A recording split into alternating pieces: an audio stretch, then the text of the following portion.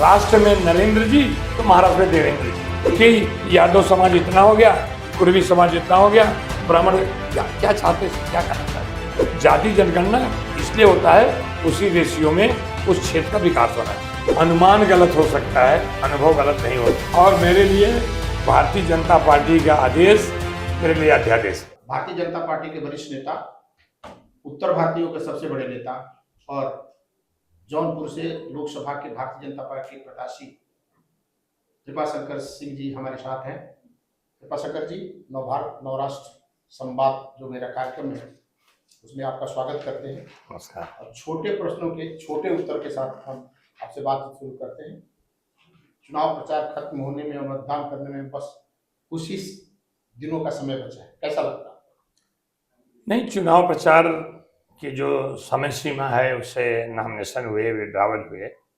हालांकि लोकसभा चुनाव के बाद से ही चुनाव प्रचार एक तरह शुरू हो गया था, क्योंकि सब मालूम था कि ये मतलब ये नवंबर महीने में होने तय है, आगे पीछे तारीख हो सकती है। इसलिए चुनाव प्रचार मुझे लगता है कि लोकसभा चुनाव के बाद, लेकिन भारतीय जनता पार्टी को लोकसभा चुनाव के बाद बहुत अच्छी सीख मिली कि कहाँ कहाँ हम रह गए, कहाँ हम कहीं हमारे चूक तो हुई जी। तो उससे जो है विधानसभा के चुनाव में पूरी तरह से भारतीय जनता पार्टी और खास करके हमारे जो मुख्यमंत्री हैं जो शिवसेना से हैं, एकनाथ शिंदे जी, और दूसरे हमारे जो सहयोगी हैं अजीत पवार जी जो राष्ट्रवादी पार्टी के नेता हैं और डिप्टी सीएम हैं, हमारे महाराष्ट्र में यह कह सकता हूँ कि विकास, मुंबई का विकास, जो मेरी जानकारी, मेरी 45 वर्ष की राजनीति हो गई, किसी मुख्यमंत्री ने अगर मुंबई के विकास को सोचा 2014 में, आज हम बांद्रा सीडिंग से नरीमन पॉइंट 18 मिनट जा रहे हैं। कल हम 6 मिनट में बांद्रा से वर्सोवा जाएंगे, फिर हम 8 मिनट में वर्सोवा से मीरा रोड जाएंगे। तो ये जो विकास है वो सिर्फ और सिर्फ देवेंद्र फडणवीस जी हैं।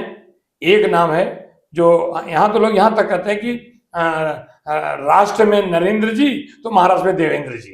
एक विकास का चेहरा, एक लीडरशिप का चेहरा जो है उससे पूरी तरह से, और हमारे मुख्यमंत्री एकनाथ शिंदे साहब के नेतृत्व में जो सरकार ने काम किया है, चाहे वो लाडली बहना हो, चाहे हमारा नवयुवकों को उनको मतलब बेरोजगारी का एक भत्ता देने की बात हो, यानी काम आपके पास है, आप जानते हो, तो ज़्यादा उस पर लंबा मैं नहीं बन जाऊँ, लेकिन मैं कह सकता हूँ कि आज महाराष्ट्र में भारतीय जनता पार्टी और हमारे जो शिवसेना एकनाथ शिंदे जी हैं, हमारे अजीत पवार जी हैं, भारतीय जनता पार्टी 23 के नतीजे के बाद बहुमत से सरकार बनाएगी। आप कह रहे हैं विकास, बहुत सारे विकास प्रोजेक्ट की बात की, लेकिन जब चुनाव प्रचार का बात आई तो एक है तो नेक है तो एक है सेफ की बात की, और बटेंगे तो कटेंगे की बात की। तो ये एजेंडा क्यों सामने आ रहा है? नहीं, लोग क्यों नहीं समझ पा रहे हैं? बटेंगे तो कटेंगे। बंटा था कश्मीर, कट गए हम, कट गया हमारा एरिया। फिर एक मौका आया कि जहां कश्मीर के पूरे लोगों ने जो राष्ट्र के साथ थे इकट्ठे हुए और कहा नहीं हमको 370 हटाना है। अब 370 हटाया, उसके बाद कटने से बच गए ना, अब हम जोड़ रहे ना। ये क्यों नहीं सोचती पार्टियां? शिवसेना बटी तो कट गई ना, दो कट गई, मतलब क्या अर्थ है? तो शिवसेना बांटने का आरोप तो आप ही लोग पर लग रहा है। नहीं, मुझे लगता है कि मैं बहुत बड़े आदमी का नाम लेना चाहता हूँ, शायद उनके बारे में कुछ कहता भी नहीं। इस महाराज के बड़े धुरंधर राजनीतिक आदरणीय शरद चंद्र पवार जी ने आज कह रहे हैं बीजेपी बांट रही है। मुझे याद है मैं कांग्रेस में था, ये छगन भुजबल के साथ 18 एमएलए बांटने का, शिवसेना को बांटने का काम किसने किया है? एक्चुअली वो तो उसके जनक हैं। ये बात कहते हैं कि बीजेपी बांट रही है, तो तुम्हें बीजेपी थी, किसने बांटा? छगन भुजबल से लेकर शिवसेना। क्या उद्धव जी ठाकरे को आज भी शरद पवार साहब के नेतृत्व, कांग्रेस के नेतृत्व उनको ठीक लगता है? किसने तोड़ा था शिवसेना को? नहीं, तो जो आइडियोलॉजी है उसी आइडियोलॉजी पे बीजेपी चलेगी क्या? कि पवार की आइडियोलॉजी पार्टी तोड़ने नहीं ना, तो कहाँ तोड़े? उन लोग बोला तुम टूट जाओ, तुम भाग जाओ। जब भागे हैं कोई तो भारतीय जनता पार्टी तो उनको तोड़ के उनका एमएलए चुनाव नहीं लड़ाया। वो लोग आए कि मुझे आना है तो आना है, स्वागत है। अगर एक विधायक कह रहा है कि हमका आपका नेतृत्व, भाई कृपा शंकर कांग्रेस की विचारधारा सालों मैं कांग्रेस पार्टी से जाना चाहता था, लेकिन एक समय आया कि आर्टिकल 370 5 दिसंबर 2019 में जब आदरणीय प्रधानमंत्री जी के नेतृत्व में एक फैसला लिया गया 370 हटाने का, और मैंने लौह पुरुष देखा नहीं था, सुना था, लेकिन वो देखा मैंने लौह पुरुष के रूप में। देश का हमारा गृह मंत्री अमित शाह जी ने कहा आर्टिकल 370 हटाया, तो सामने बैठ के कुछ लोग कह रहे थे खून की नदियां बहेंगी। उन्होंने सीना ठोक के कहा कश्मीर खून दे दूंगा, कश्मीर नहीं दूंगा। आज क्या हुआ है, कहा मतलब बोले थे वो कौन सी नदी है, झेलम, झेलम लाल हो जाएगी। आज कोई मतलब है, चीटी भी नहीं करी है। तो ये बटने कटने की बात जो लोग हैं उसको अलग दिशा क्यों।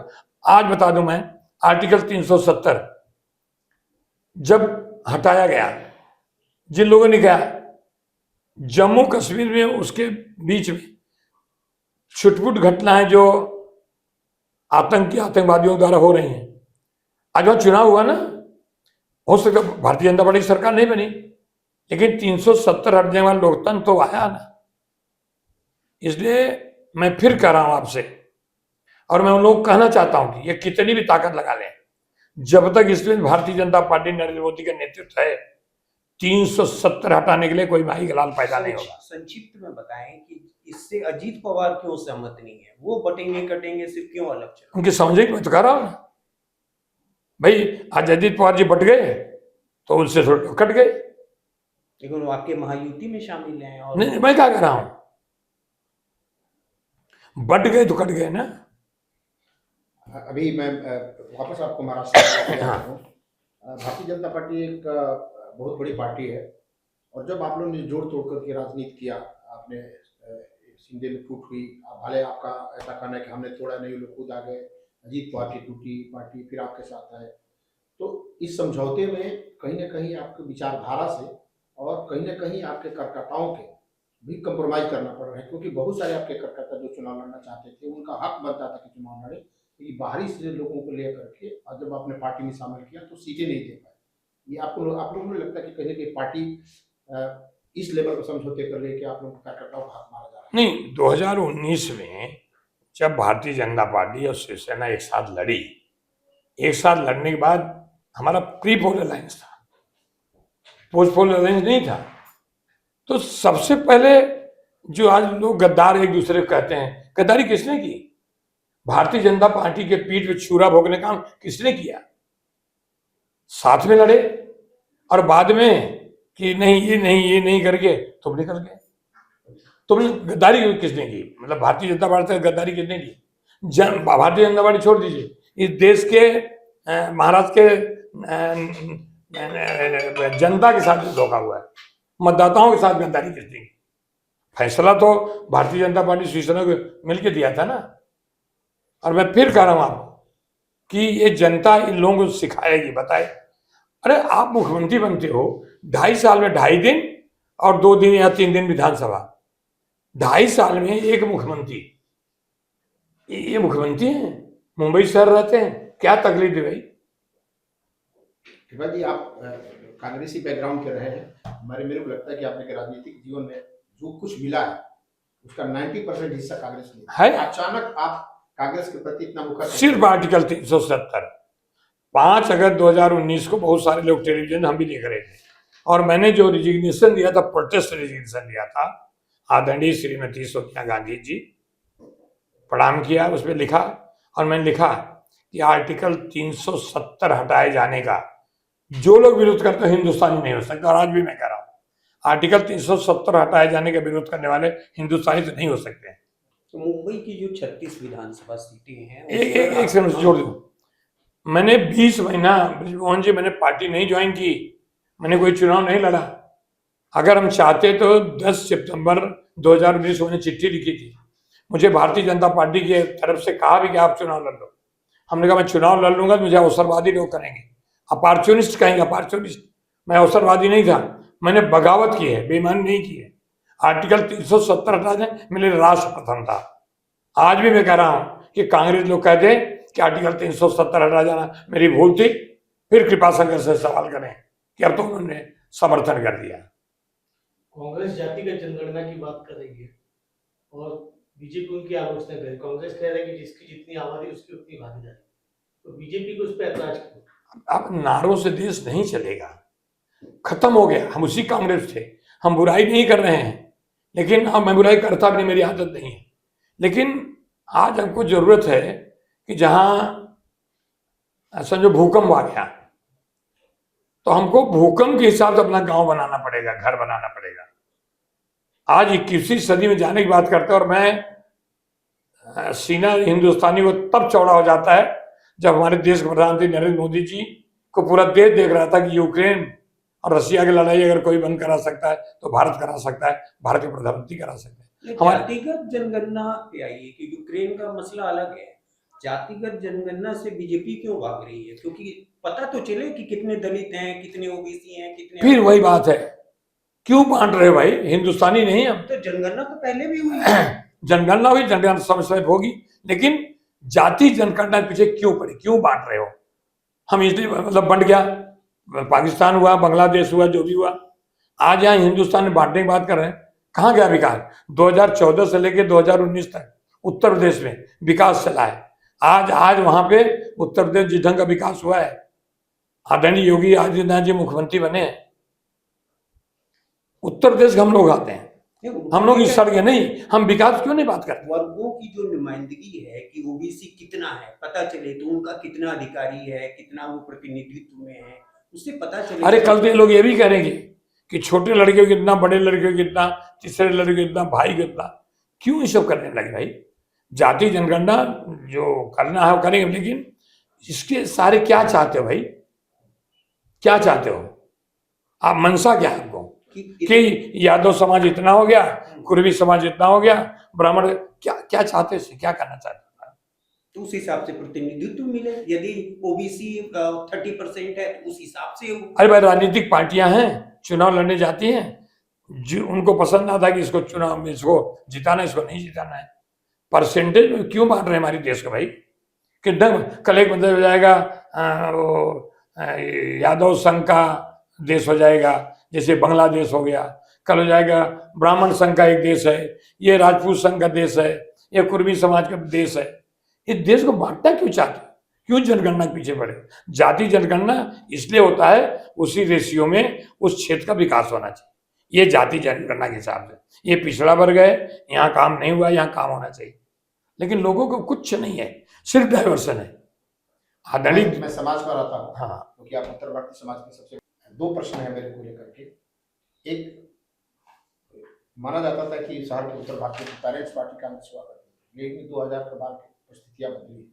आपको क्या लगता है कि लोकसभा चुनाव में बहुत सारे उत्तर भारतीय जो पीडीए चला उत्तर प्रदेश में, उसका इफेक्ट यहाँ भी आया, और ओबीसी समाज कुछ आप लोगों से अलग हुआ भारतीय जनता पार्टी से, और फिर अभी चुनाव हुआ है, तो आप उत्तर भारतीयों को कहाँ देखते हैं? एक दूसरा प्रश्न है कि प्रतिनिधित्व की बात करेंगे तो कांग्रेस पार्टी में रामनाथ पांडे से लेकर के चंद्रकांत त्रिपाठी से लेकर, रमेश दुबे से लेकर, राममनोहर त्रिपाठी से लेकर, कृपा शंकर सिंह लेकर के चंद्रकांत त्रिपाठी लीजिए, यदि मुस्लिम उत्तर भारतीय जावेद खान को देख लीजिए, नसीम खान को देख लीजिए, नवाब मलिक को देख लीजिए, और भारतीय जनता पार्टी में लोग वोट कर रहे हैं, कहाँ देख रहे हैं समाज को? नहीं, समाज है साथ में। आज समाज के नाम पे उत्तर भारतीय समाज में आज 4 मंडल में विधानसभा की उम्मीदवारी भारतीय जनता पार्टी दी, 4 तो दी है। उस 4 में चाहे वो नेहा दुबे के नाम पे वसई हो, चाहे वो विद्या ठाकुर जी के नाम पे गोरेगांव हो, चाहे वो कलीना में अमरजीत सिंह जी हो, चाहे बोरीवली में संजय उपाध्याय हो, तो उत्तर भारतीय समाज देखता है कि किसके नेतृत्व में हम यहाँ रोजी रोटी कमा सकते हैं, सुरक्षित रह सकते हैं। उत्तर भारतीय समाज मुंबई में, महाराष्ट्र में, उसका मालूम था। एक समय थी कांग्रेस, जब कांग्रेस में, अगर कांग्रेस अपने विचारों से हटी नहीं होती, क्यों हारती, क्यों उत्तर भारतीय समाज शिफ्ट होता? बढ़िया लगा, देश की बात आई, राष्ट्र की बात आई, विकास की बात आई, उत्तर भारतीय समाज हमेशा वहीं रहेगा जहाँ महाराष्ट्र का विकास होगा, जहाँ महाराष्ट्र में कभी अलगाववादी, भाषावादी, आज बड़ा उत्तर भारतीय को याद आता है, पूछे उन लोगों से जिनको दौड़ा दौड़ा तमिल में मारा गया है।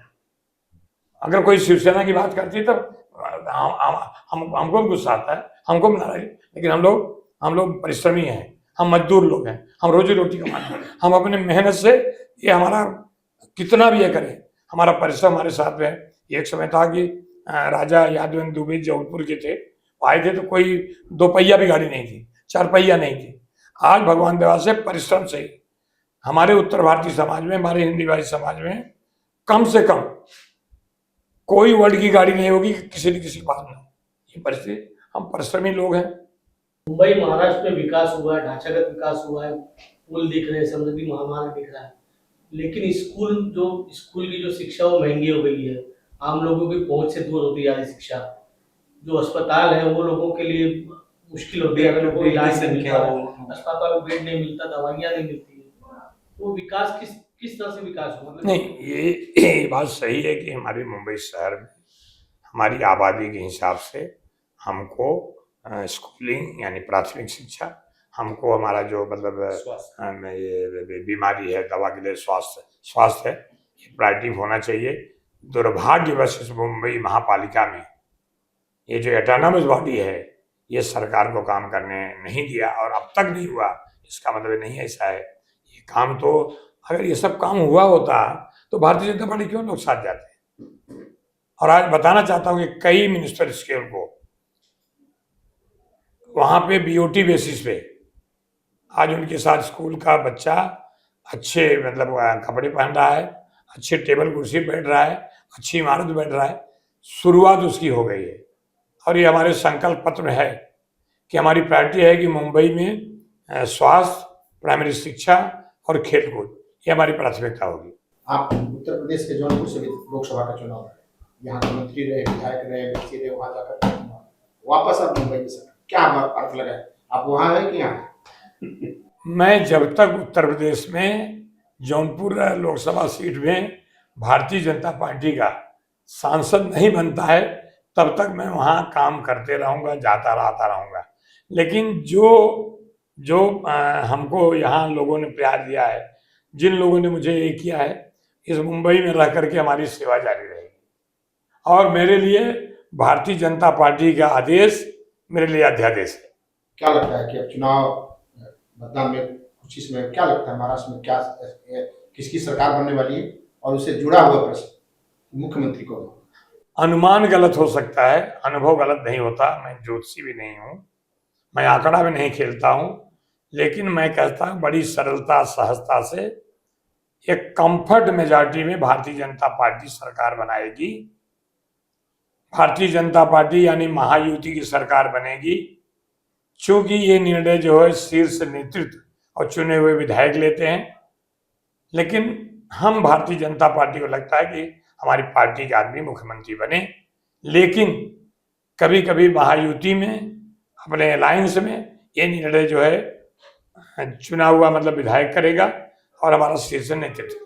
देवेंद्र जी के बारे में क्या कहते? देवेंद्र जी के बारे में मैंने कहा कि अब तक मैंने इतने सालों में देखा हूँ, देवेंद्र जैसा एक मतलब लंबा सोच रखने वाला। 2014 में उन्होंने जो काम शुरू किए थे, 2019 से लेकर के 2022 और 23 के पहले यानी 2.5 साल में सब बंद हो गया था। भले मुख्यमंत्री हमारे एकनाथ शिंदे साहब हैं, उनके नेतृत्व सरकार का निर्णय होता है, लेकिन इस विकास के पीछे अगर किसी महाराष्ट्र में किसी एक नेता का हाथ है, उसका नाम है देवेंद्र फडणवीस जी। देवेंद्र फडणवीस जी एक विचारधारा है, एक विकास है, एक मतलब मैं क्या कहूँ, मैं चाटुकारिता करता नहीं और मेरी आदत नहीं है, लेकिन देवेंद्र जी हैं। हर वर्ग उनकी तरफ देखता है, क्योंकि उन्होंने कहा है तो किया है। और आज करीब 16 मिनट में बांद्रा से नरीमन पॉइंट जाते हैं, इसका उदाहरण है। 36 में से कितनी seat Mahayuti? Comfort majority Mahayuti मिलेगी। 36 में 2/3 सीट जो है महायुति मिलेगी। 2/3। हाँ। उत्तर भारतीयों के लिए क्या कहना चाहेंगे? उत्तर भारतीय समाज में यही कहता हूं कि आप उस प्रदेश से आते हैं, हमारे पास कभी आने के लिए ट्रेन का किराया भी नहीं होता है, लेकिन यहाँ आने के बाद हम परिश्रम से मेहनत से अपनी जगह बनाएंगे। और उत्तर भारतीय समाज परिश्रम से जगह बनाया है, बनाया गया और भारतीय जनता पार्टी के पक्ष में अपना मतदान करें। इसलिए मतदान करें कि मैं भारतीय जनता पार्टी इसलिए नहीं, इसलिए कि मुंबई और महाराष्ट्र को, देश को डबल इंजन की सरकार होती है। राष्ट्र हमारा भारतीय जनता पार्टी के नेतृत्व है। यहाँ अगर भारतीय जनता पार्टी में नेतृत्व होगा तो विकास की गति रुकेगी नहीं। इसलिए मैं चाहूँगा कि हमारे समाज के लोगों से, हो सकता है किसी विचारधारा को अपनी विचारधारा जहाँ व्यक्त करना हो करना, लेकिन मतदान करके अपने मतदान को ऐसा पछताना न पड़े कि मैंने गलत जगह मतदान कर दिया, इसलिए सही जगह मतदान करें। तो कंक्लूड करते हैं। ये थे हमारे साथ बीजेपी के वरिष्ठ नेता कृपाशंकर सिंह जी। इन्होंने विभिन्न मुद्दों पर बेबाकी से राय रखी। हम इन्हें ढेर सारी शुभकामनाएं देते हैं। आपका बहुत बहुत शुक्रिया। नमस्कार।